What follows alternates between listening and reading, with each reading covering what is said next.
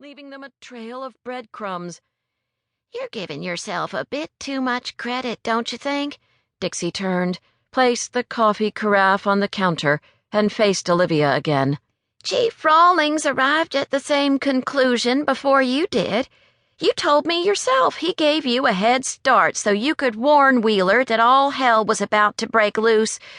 For a cop, the chief sure is kind-hearted. Don't you go messing with his feelings." A flush of pink spread across Olivia's cheeks. She hurriedly cut into her strata with the edge of her fork and filled her mouth with a bite of warm eggs, fresh tomatoes, and melted cheese. "I see what you're doing," Dixie said, shaking her pointer finger. "Stuffing your face so you don't have to tell me what's going on between you and Sawyer Rawlings. The whole town knows you're an item, so don't bother denying it. One of the chief's neighbors saw you doing the walk of shame.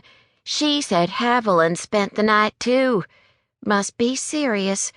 Olivia bristled. There wasn't the slightest trace of shame on my part, but I'm not foolish enough to discuss intimate details with the biggest gossip in all of Oyster Bay. Meaning you. The barb was softened by a smile, which was quickly hidden behind the rim of Olivia's coffee cup. Get back to the witch. That's a far more interesting topic. "No, it is not, but I'll play along. Hold on." Dixie skated over to the cat's booth and slapped a check on the table. She spent a moment chit-chatting with an elderly couple clad in matching lighthouse t-shirts and was undoubtedly explaining for the millionth time why she'd decorated the diner using Andrew Lloyd Webber paraphernalia. Next, she pivoted and moved on to the Phantom of the Opera table. A jowly man in his late 50s dug around in the pocket of his madras shorts in search of his wallet. Ignoring Dixie's question as to whether he enjoyed his food, he tossed bills on top of the check with dismissive little flicks of his wrist. His breakfast partner, a skeletal blonde in her early 30s, clad in a miniskirt and a white tank top, stretched taut over a pair of cartoonishly large implants, jabbed at the porcelain phantom mask with a long, curving fingernail. From where she sat, enjoying her meal, Olivia watched Dixie straighten to her full height. After donning her skates and teasing her hair a vertical inch into the air, she was barely 5 feet tall, but what Dixie lacked in stature she made up for in fearlessness. "Y'all have a nice day," she said tightly, her farewell clearly meant as a command. The top-heavy blonde grabbed her take-out coffee cup and shimmied across the vinyl seat, granting the diners in the opposite booths a clear view of her leopard print panties. "Hurry up, babe." The man in madras shorts began to walk away without waiting for his companion.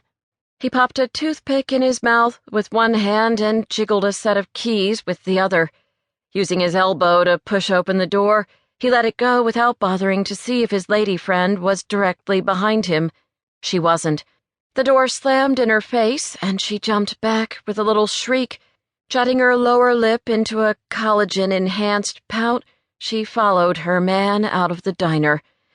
High-caliber clientele, Olivia teased Dixie after she'd cleared the couple's table.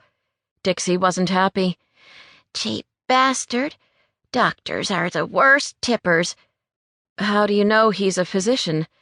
"The caduceus on his key ring," Dixie pointed out the window, "and the vanity plate on his I am not well hung mobile."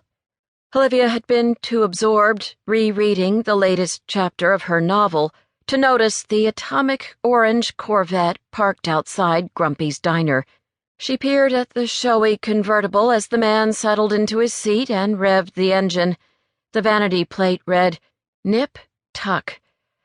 Having seen the missus, perhaps the plate should say, "I inflate you," Olivia said. You could use the number 8 and the letter U to save space. "Lady Watermelons is not the missus," Dixie corrected. "I saw a picture of the missus and the doc's 3 kids when he opened his wallet. Such a cliché. Why do they come here anyway? Why not go to Vegas or Cancun?"